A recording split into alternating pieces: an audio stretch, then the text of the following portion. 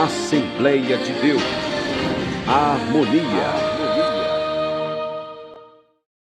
Queridos, vamos se colocar de pé para fazermos a leitura. Evangelho de Jesus, escrito por Lucas, capítulo de número 14, a partir do verso de número 25. Lucas, capítulo 14, a partir do versículo de número 25.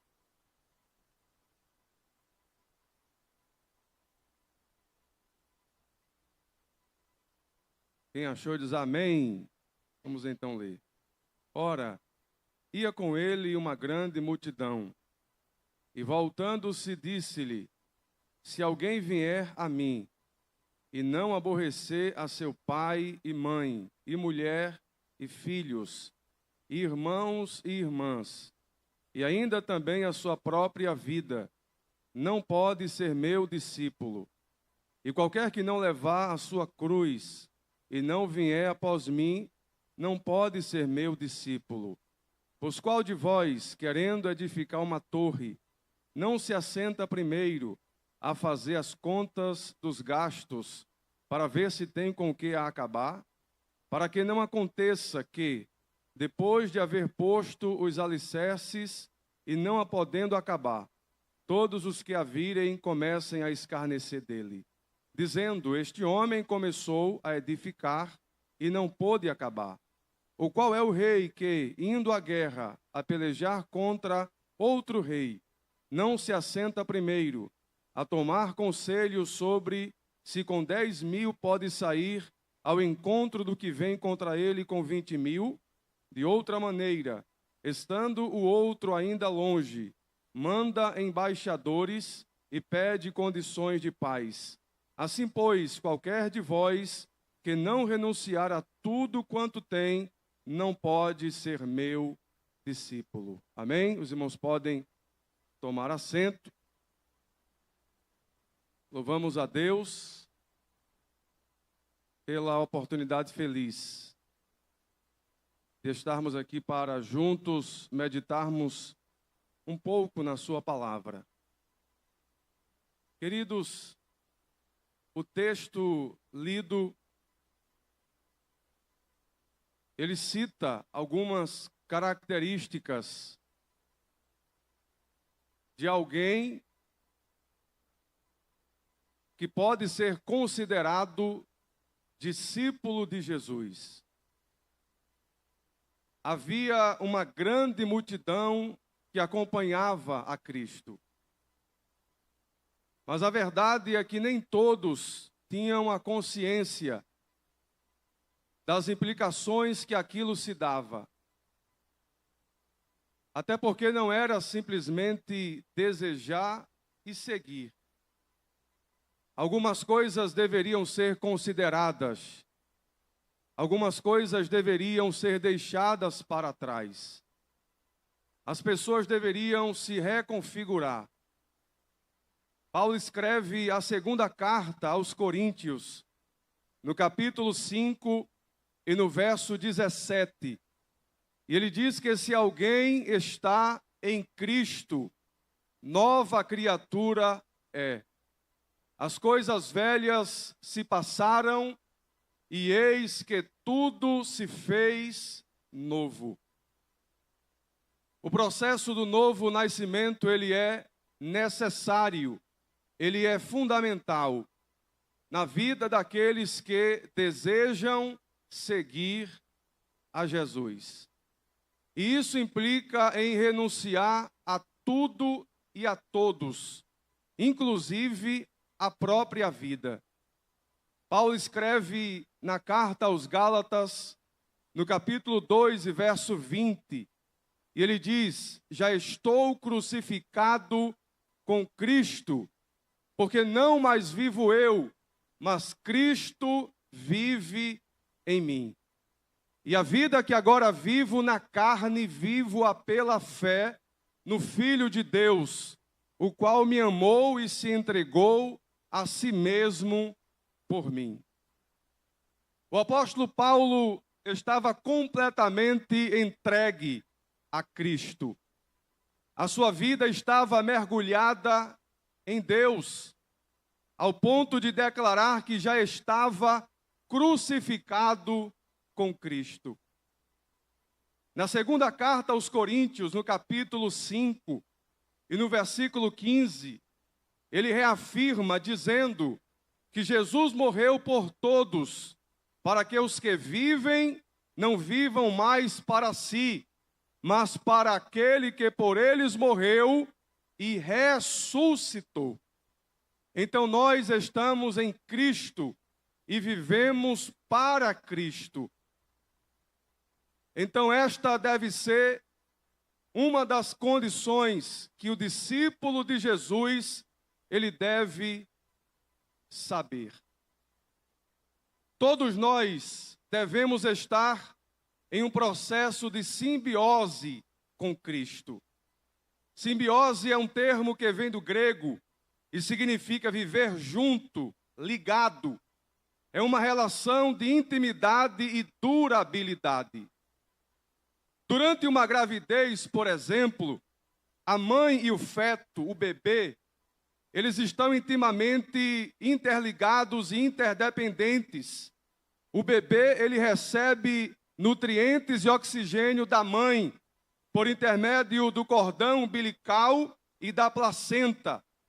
Então, assim também deve ser a nossa vida em Cristo. Porque assim como a criança, ela recebe aquela ligação da mãe e acontece o processo da gestação que evolui, gerando a vida, assim também cada um de nós, para sobrevivermos, crescermos e vivermos, precisamos estar ligados a Cristo Jesus. Em João capítulo 15, versículo 4, Jesus disse: estai em mim e eu em vós, como a vara de si mesma não pode dar fruto, se não estiver na videira, assim também vós, se não estiverdes em mim. Então, precisamos estar em Cristo, precisamos passar pelo processo do novo nascimento.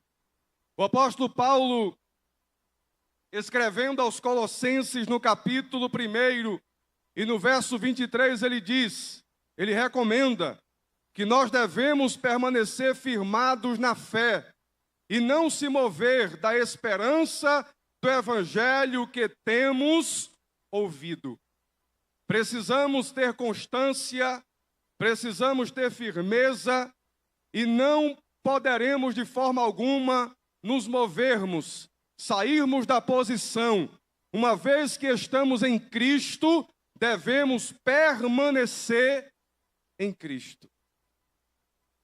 Em Efésios capítulo 4, a partir do versículo 20, Paulo diz que aquele que foi ensinado conforme a verdade que há em Jesus, ele já se despojou do velho homem que se corrompe pelo engano e se revestiu do novo homem que, segundo Deus, é criado em verdadeira justiça e santidade. Então nós nos despojamos do velho homem, das velhas práticas, e agora estamos em Cristo, vivendo uma nova vida. Então fica muito claro aqui que o novo nascimento é um dos critérios para que alguém possa se tornar discípulo de Jesus. Jesus, ele teve uma conversa com Nicodemos, lá no capítulo 3 do Evangelho escrito por João, e ele fala acerca dessa necessidade. Nicodemos, ele era um homem religioso, era mestre em Israel, era um homem de alta patente, e ele chegou para Jesus com dúvidas, com perguntas acerca da fé, acerca da salvação, da vida eterna. E Jesus propôs a ele, de forma clara e objetiva, que não existia outro caminho a não ser o caminho do novo nascimento. Então, entendemos que o novo nascimento é um dos critérios exigidos por Deus para que alguém possa se tornar seu discípulo. Uma outra coisa que nós gostaríamos de destacar é que para sermos um autêntico discípulo, devemos amá-lo de todo o nosso coração. No próprio texto, no versículo 26, está escrito: se alguém vier a mim e não aborrecer ou amar menos a seu pai e mãe, e mulher e filhos, e irmãos e irmãs, e ainda também a sua própria vida, não pode ser meu discípulo. Jesus aqui, ele não faz apologia a sermos rebeldes aos nossos pais ou família. Não, ele apenas exige que a nossa lealdade e amor a ele sejam maiores do que todos os demais vínculos da nossa vida. O amor a Deus deve estar acima de qualquer coisa e de qualquer pessoa. Em Marcos capítulo 12, versículos 29 e 31, um escriba, um religioso, ele se aproximou de Jesus e perguntou qual seria o maior dos mandamentos. E aí Jesus responde e disse-lhe: o principal de todos os mandamentos é: amarás o Senhor teu Deus de todo o teu coração e de toda a tua alma e de todo o teu entendimento e de todas as tuas forças. É interessante que Deus, ele se manifestou extremamente exigente neste assunto. Ele não quer que nós tenhamos apenas uma manifestação de amor parcial. Nada o satisfaz a não ser o amor total. Que possamos amar com intensidade, que possamos amar com consciência, que possamos amá-lo com entrega total.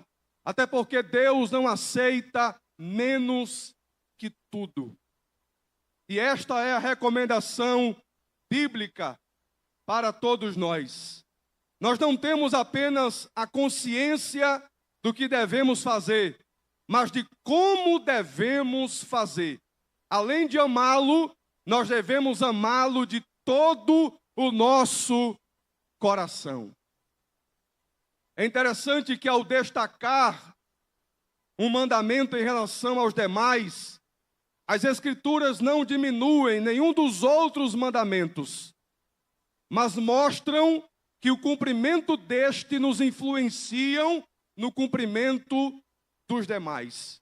Porque a partir do momento que eu amo a Deus, este mandamento, ao ser cumprido, ele me influencia a cumprir os demais. Porque se eu não amo a Deus, eu não consigo cumprir nenhum outro mandamento. Olha o que está escrito em 1 João capítulo 4, verso 20 e 21. Se alguém diz, eu amo a Deus, e aborrece a seu irmão, é mentiroso, pois quem não ama o seu irmão, a qual viu, como pode amar a Deus a quem não viu?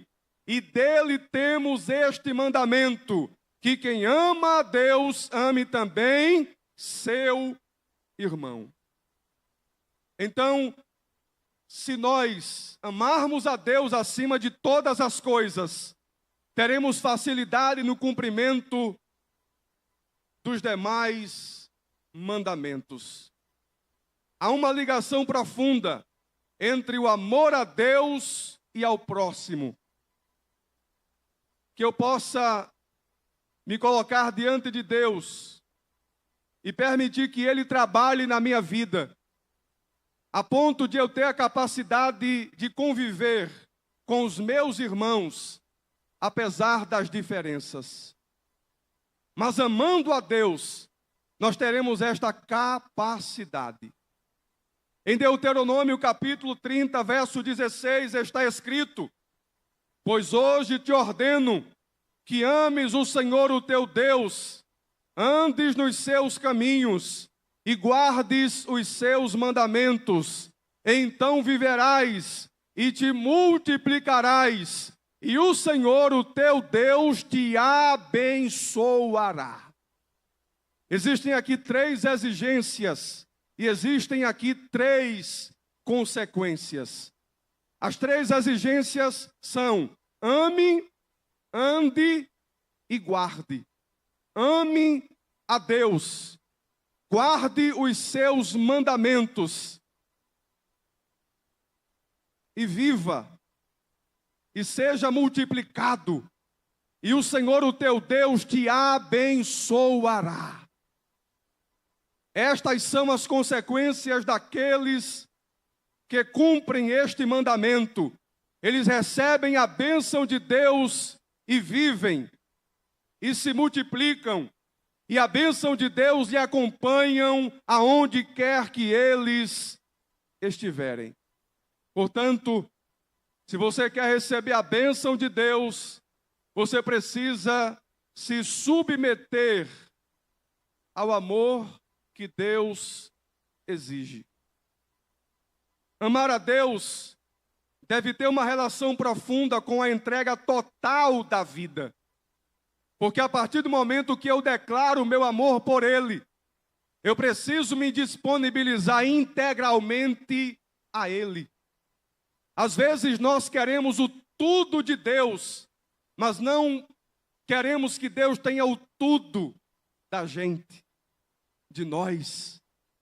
Mas é preciso que a gente se coloque diante de Deus, corpo, alma e espírito. Porque não se trata apenas de abrir a boca e confessar a Jesus. É preciso estar disposto a viver e a morrer por Ele. Em Filipenses capítulo 1, versos 20 e 21, Paulo escreve dizendo: a minha ardente expectativa e esperança, de que em nada serei confundido, antes com toda a confiança, Cristo será tanto agora como sempre, engrandecido no meu corpo, seja pela vida, seja pela morte, porque para mim o viver é Cristo e o morrer é ganho, é lucro. Então que possamos ter essa consciência de amor a Deus e entregar a nossa vida a Ele por completo. Ao analisarmos a vida e morte dos apóstolos, nós compreendemos o que de fato significa amar a Deus. Quando nós analisamos a morte do apóstolo Pedro, que segundo a história foi crucificado de cabeça para baixo em Roma, por volta do ano 64. Tiago, ele foi assassinado por Herodes. Matias foi apedrejado e decapitado. Paulo foi torturado e decapitado pelo imperador Nero. João, ele foi jogado dentro de uma ilha perigosa chamada Pátimos e lançado dentro de um caldeirão de óleo fervendo. Simão, ele foi martirizado na Palestina durante o reinado de Domiciano. Tomé, ele foi atingido por uma lança e morreu cruelmente. Bartolomeu, ele foi lançado ao mar dentro de um saco. Todos morreram de forma trágica e cruel, mas o que eles tinham em comum era um amor verdadeiro a Cristo Jesus. Será que nós temos a capacidade de viver e morrer para Cristo, assim como estes homens? Eu sei que a nossa realidade é outra, mas o sentimento que deve existir em nossos corações é de um amor profundo por Deus e pela sua palavra. Em João capítulo 21, a partir dos versos 15, Jesus ele faz 3 perguntas a Pedro. Jesus pergunta se ele o amava. É interessante que a língua grega, ela possui diferentes palavras para conotar expressões diferentes de amor. Se a referência de amor é física, sexual, então a palavra grega usada é eros. Se a conotação de amor for fraternal, então a palavra usada é filéu. E quando se trata de um amor perfeito, intenso, do tipo do amor de Deus, então a palavra usada é ágape ou agapao. Então Jesus, nesse texto, ele usou diferentes tipos de palavras na conversa com Pedro. Na primeira pergunta ele diz, tu me amas? Ali Jesus usa o termo ágape, referindo-se ao amor perfeito. E Pedro então responde, tu sabes que eu te amo. E Pedro usa a expressão filéu, o amor fraternal. Na segunda vez que Jesus pergunta, acontece o mesmo. Jesus pergunta se Pedro o ama na maior intensidade de amor, que seria o amor ágape. E Pedro então reconhece que o ama, mas nem tanto assim. O seu amor era somente filéu.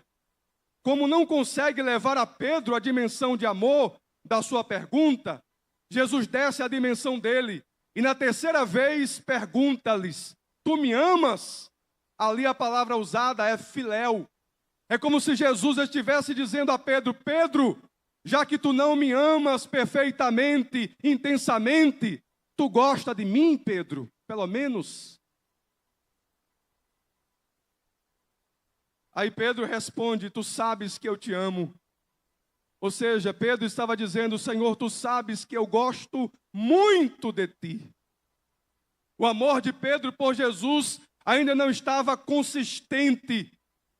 Mas é interessante que a beleza desta conversa está no fato de que ainda que Jesus não tivesse ouvido da boca de Pedro que ele o amava a ponto de morrer por ele, o mestre afirmou que Pedro ainda glorificaria a Deus através da sua morte. Não importa se você se sente fraco ou forte, capaz ou incapaz, o que importa é que Deus investiu em você. O que importa é que Ele te conhece como você é. Salmo 103, e verso 14 está escrito, pois Ele conhece a nossa estrutura e sabe que somos pó. Ele te conhece. Ele sabe de toda a tua estrutura. E mesmo te conhecendo, sabendo que você não é perfeito como Pedro não era, Ele ainda investiu em você. Assim como Ele investiu na vida de Pedro. Porque depois que Jesus fez estas 3 perguntas, Jesus disse, então Pedro, apacenta as minhas ovelhas. Um homem que havia negado a Jesus há poucos dias, agora estava recebendo uma grande responsabilidade. Por quê? Porque a história não estava fundamentada em Pedro. A história estava fundamentada em Cristo. Não é por mim, não é por você, é por Ele. Ele investiu na minha vida e na tua vida. Então, se Ele investiu em você, vai dar certo. Se Ele acreditou em você, vai dar certo. Então, que possamos amá-lo de forma intensa. E aí a gente vai perceber, ao longo da história, quem Pedro se tornou. Um grande pregador e representante do Evangelho, a ponto de ter morrido por Cristo, por amor àquilo que acreditava. Antes ele havia negado, mas depois da conversão e da experiência pessoal que ele teve com Cristo, a sua fé foi fortalecida e ele se doou ao reino de Deus completamente ao ponto de morrer por ele. Então, a segunda coisa que é preciso para se tornar discípulo de Jesus é amá-lo de todo o nosso coração. É amá-lo de forma integral. é amá-lo de forma intensa. E a terceira coisa que eu gostaria de destacar, para alguém se tornar discípulo de Cristo, esse alguém precisa estar disposto a renunciar. Renunciar é abrir mão de algo, é abdicar, é desistir voluntariamente daquilo que lhe atrai. Paulo escreve aos Filipenses, no capítulo 3, dos versos 13 e 14, ele diz assim: deixando as coisas que para trás ficam e avançando para as que estão diante de mim, prossigo para o alvo, pelo prêmio da soberana vocação de Deus em Cristo Jesus. Ele não queria saber mais daquilo que havia ficado para trás. Aquilo que havia ficado para trás não poderia mais influenciar na sua vida com Cristo. Em Lucas capítulo 9, verso 23, Jesus ele reafirma, dizendo: se alguém quer vir após mim, negue a si mesmo e tome cada dia a sua cruz e siga-me. Aqui Jesus fala sobre três coisas: renúncia, sacrifício e compromisso. Renunciar é negar a si mesmo, se sacrificar é tomar a sua cruz, e se comprometer é segui-lo. Então que nós possamos segui-lo, que nós possamos tomar a nossa cruz e que nós possamos negar a si mesmo, para sermos considerados por Deus um autêntico discípulo de Cristo Jesus. Olha o que está escrito em Hebreus capítulo 11, versos 24 ao 26.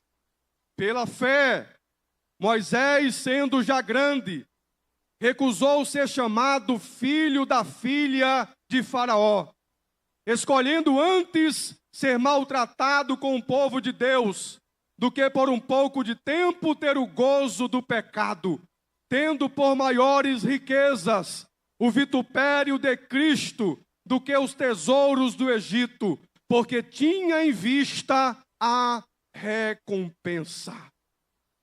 Moisés, um grande exemplo de abdicação, de renúncia. Ele recusou o melhor lugar, ele recusou as melhores vestes, ele recusou os melhores perfumes, ele recusou as melhores comidas, ele recusou o prestígio, a honra, ele recusou o próprio título de príncipe, tudo isso sendo já grande, ou seja, ele tinha consciência do bem e do mal, do certo e do errado, ele tinha consciência da causa e da consequência, mas mesmo assim ele recusou ser chamado filho da filha de Faraó. Por que ele fez isso? Porque ele via o futuro. Ele sabia que a recompensa que estava esperando por ele era eterna, não perecível. E esta mesma recompensa está esperando por mim e por você. Portanto, continue na batalha da fé, não desista, olhe para Jesus, que é o autor e consumador da tua fé, porque vai chegar o momento em que Jesus vai dizer: vinde benditos de meu Pai, e recebei por herança o reino que vos está preparado desde a fundação dos séculos. Esta é a promessa que nós temos recebido do nosso próprio Senhor Jesus. O nosso coração não pode estar dividido. Nós precisamos se colocar diante de Deus integralmente. Em Marcos capítulo 10, a partir do verso 17, nós encontramos ali a passagem do jovem rico. Eu acredito que você já ouviu, já leu. É do teu conhecimento esta passagem bíblica. Esse jovem, ele era religioso, ele era um bom rapaz, Ele era cheio de boas intenções. E certo dia ele chegou diante de Jesus, se ajoelhou e disse: bom mestre, o que farei para herdar a vida eterna? Jesus então responde para ele: tu sabes os mandamentos?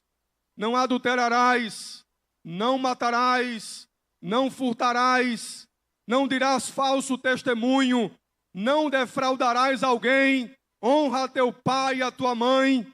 Depois que Jesus fez a relação dos mandamentos, aquele homem, aquele jovem disse: sim, Senhor, tudo isso guardei desde a minha mocidade. Mas aí Jesus, ele denuncia a sua falta.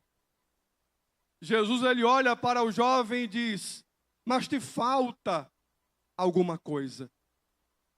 No texto de Marcos, capítulo 10, a Bíblia diz que Jesus o amou. Mas é interessante que o fato de Jesus amá-lo não lhe isentou de revelar a sua falta. O amor que Jesus tinha por ele foi o motivo da denúncia da sua falta. Jesus amou aquele jovem e por isso lhe corrigiu, e por isso denunciou a sua falta. O amor de Deus, ele está derramado em nossos corações, e quando houver necessidade de Deus te corrigir, Ele vai te corrigir, Ele vai denunciar a tua falta, para que você tome consciência e volte a fazer aquilo que convém ser feito. Em João capítulo 4, versos 28 e 29, Jesus tem um encontro com a mulher samaritana, e depois que Jesus revela para ela tudo aquilo que ele era, o texto diz que ela sai correndo, e ela vai anunciar ao povo o que Jesus havia lhe feito. Olha o que diz o verso 28, coloca aí por gentileza.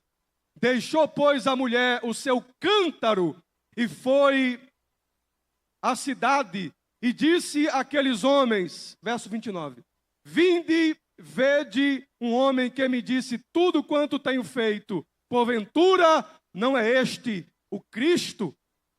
Olha aí, vede tudo o que tenho feito. Jesus denunciou tudo o que ela havia feito. Jesus não prometeu à mulher samaritana que lhe daria casa, que lhe daria carro, que lhe daria dinheiro, que lhe daria fama, não. Ele disse a ela tudo o que ela havia feito. Ele conscientizou ela acerca do seu pecado, para que ela pudesse se arrepender. Jesus não vai alisar a tua cabeça quando você estiver errado. Ele vai te chamar na grande e vai te conscientizar acerca do teu pecado, para que você tome consciência e retorne ao caminho da verdade. E foi exatamente isso que Jesus, ele fez com este jovem. Jesus disse para ele: ainda te falta uma coisa. E aí Jesus fez 3 recomendações para ele. Jesus disse: vende tudo que tu tens, reparte com os pobres, e depois me segue. Aquele jovem, ele era muito rico, ele tinha muitas propriedades, e Jesus poderia ter tolerado, e poderia ter dito: olha, vende apenas a metade do que tu tem, porque tu tens necessidades, e tu tens como pagar as tuas despesas daquilo que é teu. Mas Jesus disse: vende tudo o que tu tens, e depois me segue. Jesus estava convidando aquele jovem a caminhar pela fé, a viver integralmente uma vida de fé. Mas eu acredito que aquele jovem, eu não sei se tem outro personagem na Bíblia, mas eu acredito que a única pessoa que chegou diante de Jesus de um jeito e saiu pior foi esse jovem. Porque o texto diz que ele se entristeceu.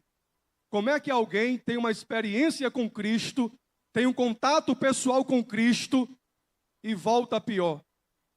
É claro que a falha não estava em Cristo, a falha estava no jovem, que não teve a capacidade de renunciar àquilo que estava impedindo de receber a maior bênção, a vida eterna.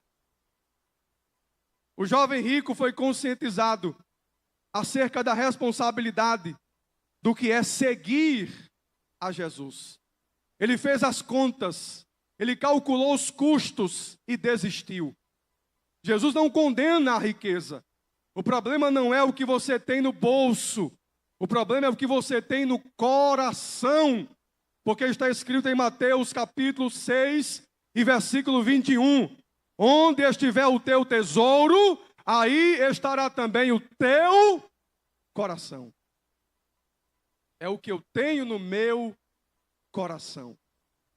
E Jesus, ele confronta aquele jovem, e ele se entristece e volta para a sua casa. E agora eu quero concluir aqui a mensagem falando acerca de calcular o custo, calcular o preço. Eu não falo do preço da salvação, porque o preço da salvação já foi pago por Cristo Jesus na cruz do Calvário. Eu estou falando do preço de caminhar pela fé neste mundo. Porque Jesus disse, no mundo tereis aflições, mas tende bom ânimo. Eu venci o mundo. E se nós estamos em Cristo, nós iremos vencer, porque Ele venceu por nós. E aí Jesus, ele fala acerca do construtor. No versículo de número 28, coloca aí por gentileza. Versículo 28 do capítulo 14 do Evangelho de Lucas. Lucas capítulo 14, verso 28. Olha o que está escrito. Pois qual de vós, querendo edificar uma torre, não se assenta primeiro a fazer as contas dos gastos, para ver se tem com o que acabar? Verso 30, 29. Para que não aconteça que, depois de haver posto os alicerces, e não podendo acabar, todos os que a virem comecem a escarnecer dele. O que é que Jesus quis dizer com isso? Jesus deixa claro que antes de assumirmos um compromisso com Ele, devemos analisar, refletir e repensar. Havia uma grande multidão que estava seguindo a Cristo, mas em todos tinham a consciência do que aquilo representava. O reino de Deus não é uma instituição filantrópica, humana, não. O reino de Deus é algo sério, é um lugar de cordialidade, mas também de responsabilidade. Eu preciso fazer os custos primeiro, eu preciso sentar, eu preciso calcular, eu preciso analisar, porque o reino de Deus não é qualquer coisa. E aí Jesus dá um outro exemplo, o exemplo do rei, que quando ele sai para a guerra, primeiro ele contabiliza se com 10.000 ele pode vencer o reino inimigo. Caso ele perceba que não terá capacidade para vencê-lo, ele assina uma carta, ele escreve uma carta e leva, declarando paz, porque é melhor não assumir o compromisso se você não tem a capacidade de cumprir o compromisso. Porque a Bíblia diz, em 2 de Pedro, capítulo 2, coloca por gentileza aí. 2 de Pedro, capítulo 2, versos 20 e 21. Olha o que está escrito. Porquanto, se depois de terem escapado das corrupções do mundo, pelo conhecimento do Senhor e Salvador Jesus Cristo, forem outra vez envolvidos nelas e vencidos, tornou-se-lhes o último estado pior do que o primeiro. Verso 21. porque melhor lhes fora não conhecerem o caminho da justiça, do que conhecendo, desviarem-se o santo mandamento que lhes fora dado.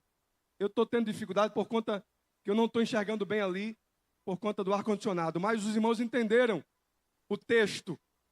Então, claramente, o que está escrito aqui é que devemos fazer as contas, é que devemos analisarmos, é que devemos refletir acerca do que é seguir a Cristo. Era exatamente isso que Jesus estava querendo dizer para os seus seguidores. Havia uma grande multidão e cada pessoa tinha um pensamento diferente. E Jesus olha para todo mundo e diz: olha, o negócio aqui é sério, o negócio aqui é algo de compromisso. Vocês precisam ter responsabilidade. Vocês precisam ter consciência do que significa me seguir. Foi isso que Jesus quis dizer. Quando ele exemplifica um homem que está para construir uma torre e um rei que está para guerrear contra outro rei. Que nós possamos ter consciência daquilo que estamos fazendo, porque o nosso alvo é o céu. E daqui a pouco a trombeta vai tocar e nós seremos arrebatados e estaremos com o Senhor para todo sempre. Então que Deus abençoe, que Deus nos ajude e que possamos guardar no nosso coração esta palavra. Deus abençoe.